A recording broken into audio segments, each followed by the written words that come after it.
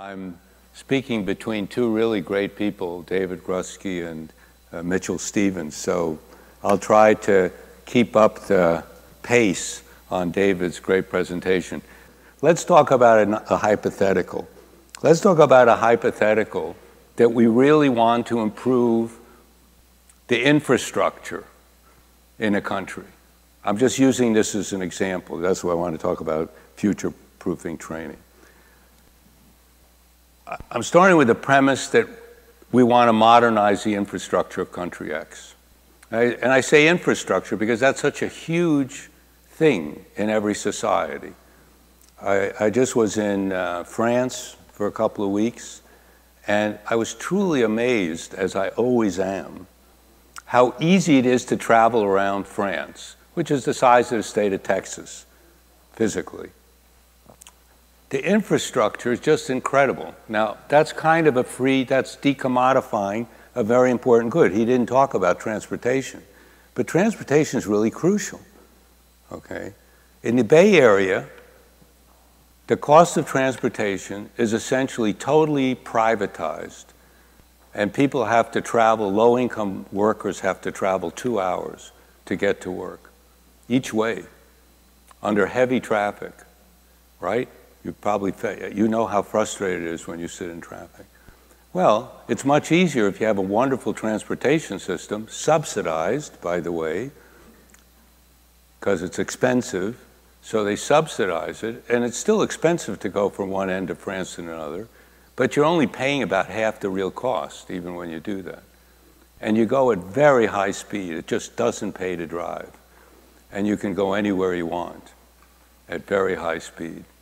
We have to fight to get a train that goes from Sacramento to San Diego at very high speed, or to have light rail all over the place so people can travel in comfort without. So let's imagine that we want to do that.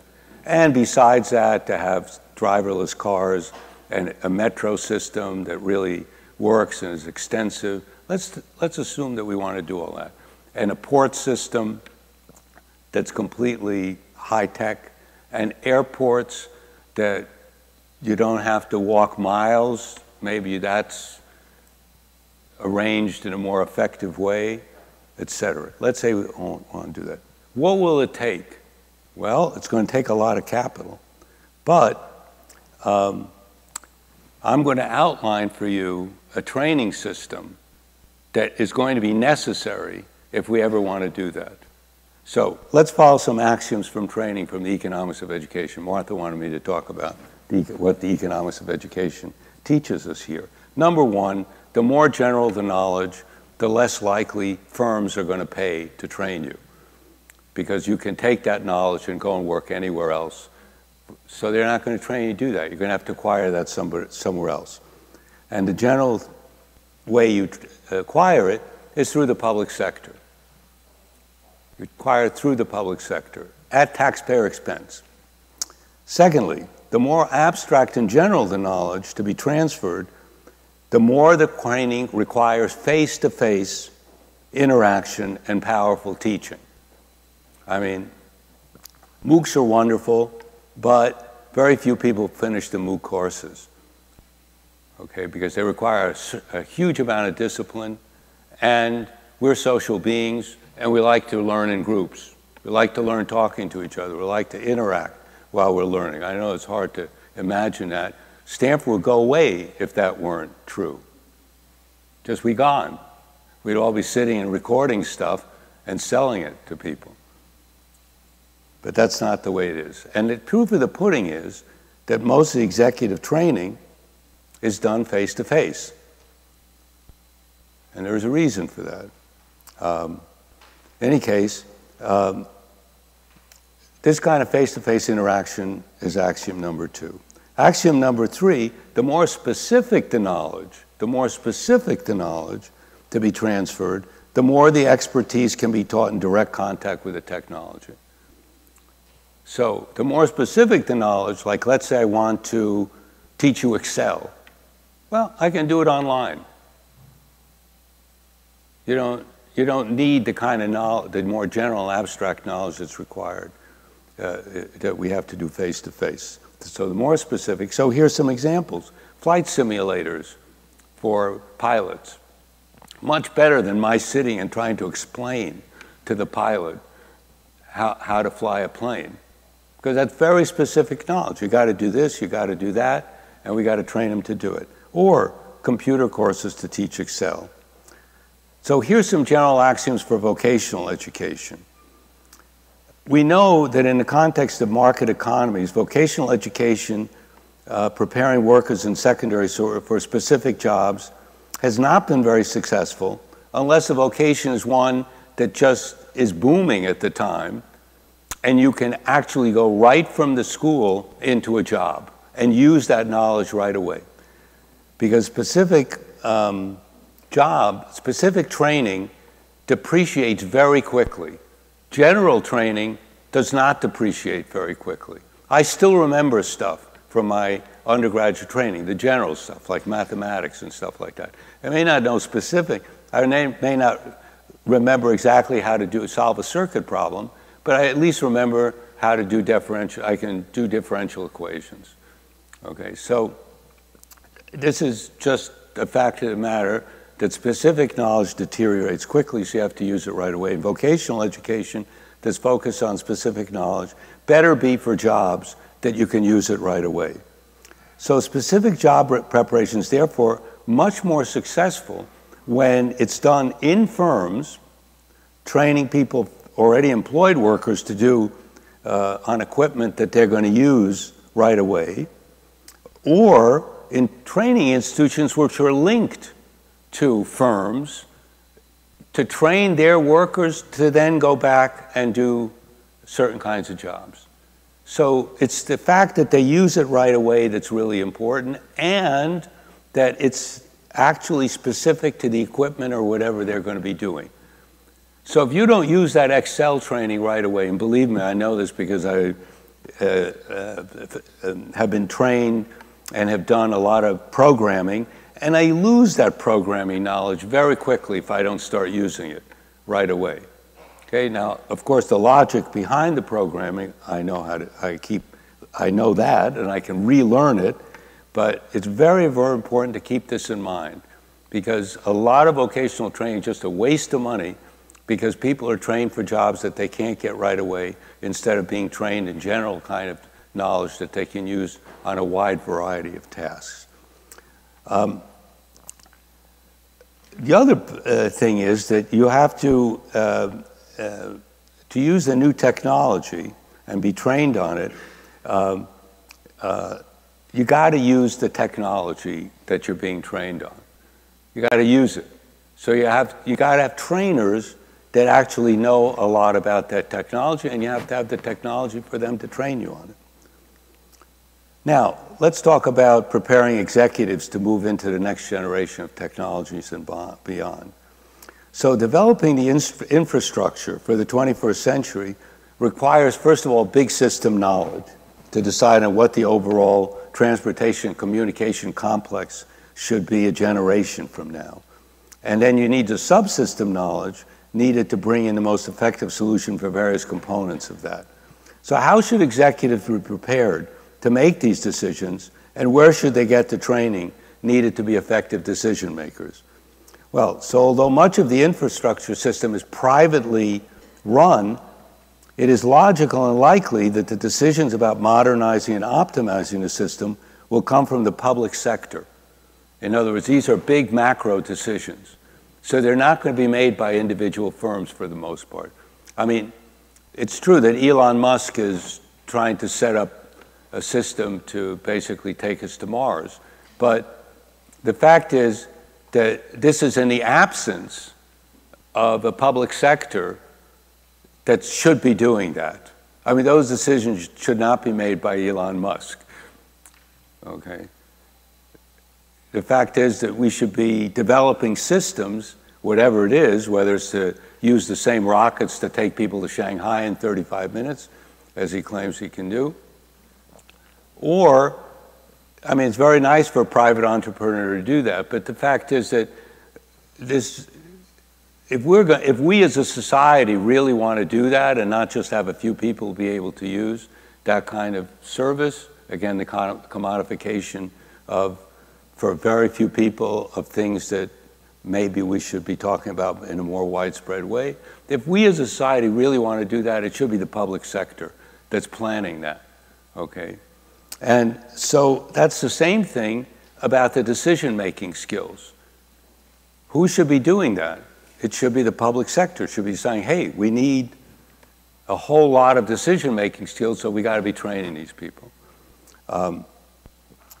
And this would require a lot of face-to-face training. This is an ideal thing for good universities to be doing, and that is to be training the decision-makers of the future and making all kinds of decisions more effectively.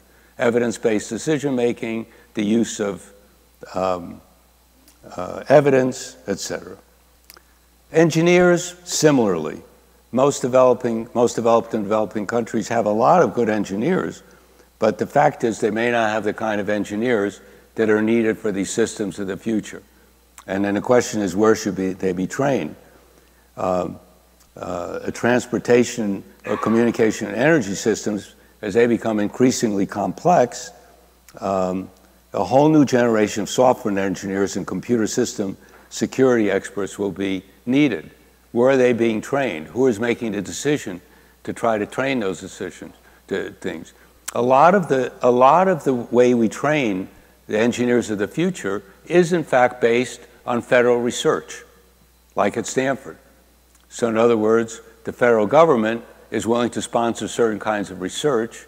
For example, DARPA basically helped subsidize the training of a lot of people that became the future software engineers that developed the internet, expanded the internet, et cetera. So that was based on federal decisions of in which directions we want to go. Now, unfortunately, a lot of it was based on defense spending, but some of it had very high payoffs. For example, the fact that rockets needed to have, instead of electricity, tubes, those tubes shook and broke as the rocket went up, the filaments broke, so you needed solid state devices. So we got the solid state devices based on military needs that ultimately became very cheap and serve as our communications, all the communications electronics that we have today. So these are wide, big decisions that have to be made. And back in the 60s, they actually were. A lot of these decisions were being made on national consensual ways that we did this. And it doesn't seem that this is happening anymore because of the attack, frankly, the attack on government as a useful instrument for making these kind of societal decisions. Okay, we're just leaving it to the random work of private companies, and private companies are not going to do anything in the short run that doesn't generate profits pretty quickly. These kinds of decisions are not things that are going to generate profits very quickly, or if ever. But they may, for other purposes, generate a lot of growth in profits. And the technicians, this is where they should be probably trained by the suppliers of the technology. So in other words, once the technology is developed, these technicians should probably be trained by those suppliers, because that's the most advanced technology, and that's, as I said, that they should be trained on that technology by people that know how to use that technology. And in this case, virtual training can really work. In this case, virtual training can really work. So those suppliers can develop virtual training for all kinds of technicians on new technology. By the way, these are general. I'm talking about infrastructure here, but it can be about anything that we really decide to do as a society. So this should be left, I think, largely to the private sector. after the decisions are made of the kind of technologies that need to be developed. So,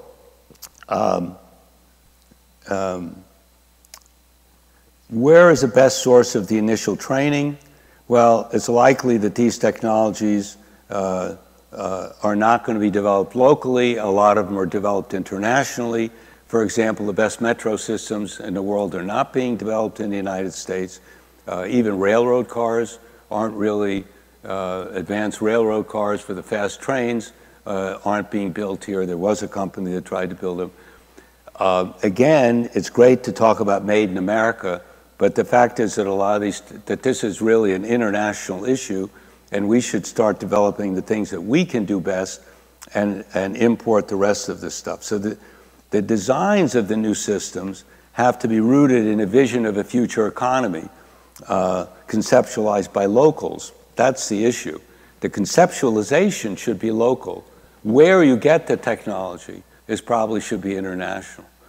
And some of these technologies are part of new tech equipment purchased by nation states, and so the new systems, once the new systems have been designed, though it may very well be that technologies have to be altered outside the country, but brought in. And the training may be provided locally or may be provided most likely by wherever the technology is developed.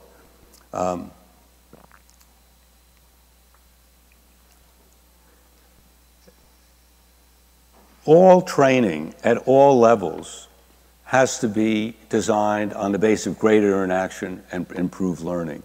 And a common problem in training does not teach effectively the skills it purports to deliver. And we really know a lot more about how to train people effectively and how to educate people effectively, and we don't use that knowledge generally. We don't train our teachers generally as well as we know how to train them. We don't train our university students as well as we know how to train them. We know just a lot more about learning sciences and learning and engagement and how to teach, but we don't bother to train the trainers or the teachers in ways to be much more effective. And it's a very interesting issue of why we don't do that. Okay, now in specific training, even in specific training, we can be better at conveying how to teach people specific skills more effectively. We know how to do it, and it's very interesting why we don't do it. It's for the same reason that David's talking about. We know that how to basically reduce poverty. We know how to do it. Other countries do it. We don't do it. Why don't we do it? We have to ask, why don't we train people better? Why aren't we investing in better training? It's a very interesting question. I don't have completely the answers, but I think answer number one is that we don't care. We just don't care. I mean, when you have a technology, you don't want to use it. And, by the way, one of the reasons that we don't care about it is because there's not a profit to be made on it very easily. It may be possible to make a profit on it, but it's very difficult. Education is not, despite the fact that there are ways to make profit, it isn't generally by being a very productive and good teaching institution. The profit-making institutions are not terribly good at that. Okay, they basically sell a product which is easier to get than, and people can't distinguish between good learning and bad learning, et cetera. So it's very difficult to make a profit. So it's a public sector, it's generally a public sector issue to improve teaching. Now, even Stanford doesn't invest a lot in teaching. You know, I've been teaching here a long time. I never was told I have to take a class on teaching. Neither when I first came, and even when I was here for 10 years, even when I got bad ratings in some classes, I never got called in and said, you know something, we have a class for you to take, and you must take it. Now, I'm required to take a harassment course every 2 years, because that's a state mandate, but I'm not required to take a course on how to be a good teacher, taught by someone who really knows how to teach. Now, I went and got advice myself about becoming a better teacher, and by the way, it was really effective. 3 hours. I learned 6 things to do to be a better teacher. I immediately applied them, and it worked. Now I know a lot more about it than before because I'm involved in some projects. But the fact is, to improve teaching. But the fact is, we have to ask ourselves why we don't do this. But it's really important in all of this stuff that we have to make our teaching more effective. And I don't have time. I think I have 1 minute or something. 1 minute? Yeah, okay. The Stanford Lemon Center, now here's a plug, see? I'm going to give you a little advertising plug.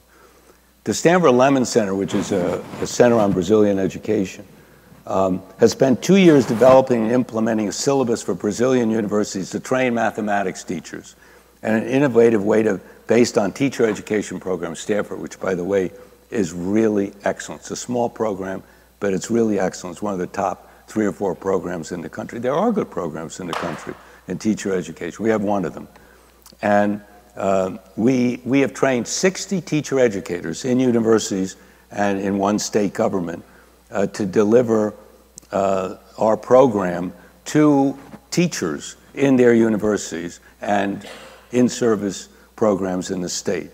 And we're now adopting that program for more states and municipalities in in-service training. I have watched we did the 20 hours in 4 seminars, 20 hours of training, and I have watched ordinary Brazilian university professors who teach teachers be transformed in 20 hours of instruction with them, not to them, with them, and modeling the behavior that they're going to have to do in the classroom. I've watched that. It's not that expensive per teacher to do that, and yet its impact is tremendous. So I think we know how to do it, and I think we can do it throughout the teaching system, in universities, in vocational education centers, wherever. I've watched adjunct professors in San Jose State teaching engineers, okay? The one I saw was just terrible. Terrible. I can't imagine how the kids could stay awake in that 1 hour class. I was filming it and I almost fell asleep. So the question, and it was something that I actually was interested in and I still couldn't get. But so why that person had not been taken and given a course of a couple of days of how to be a better teacher is beyond me. So we have to do that. And we also have to do things in teams. The world of the future is a team. It's team everything. Everything will be done in teams. These are complex systems. These are complex technologies. People have to work together to solve the problems. And working together to solve problems actually creates better solutions than working alone. And we know all that. The same with teacher training. The same with everything. Doing things in groups because you're going to be teaching kids in groups. Today's world, in fact, probably was never a world in which people did things just individually. Our emphasis on individuality is fine in terms of all kinds of stuff, but it's not fine in terms of solving problems. And yet we're cast on our own to solve problems that are very complex in our daily lives and certainly in our work lives, and we shouldn't have to do that. We should have a team mentality to do that. Now, part of the team mentality might be to equalize the system more, okay, to make sure that everybody gets something out of the system that's valuable and good. Okay, so I'll leave it at that.